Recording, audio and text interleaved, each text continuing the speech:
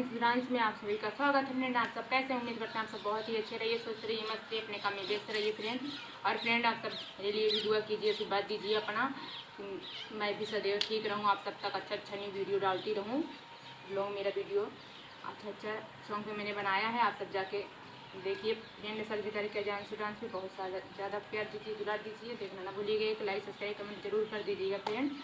और आप सब पर प्लीज़ आप सबसे विनती करते हैं, आप सब भी मेरा सपोर्ट कीजिए, सभी करते हो फ्रेंड। एक लाइक सब्सक्राइब कमेंट करना ना भूलिएगा।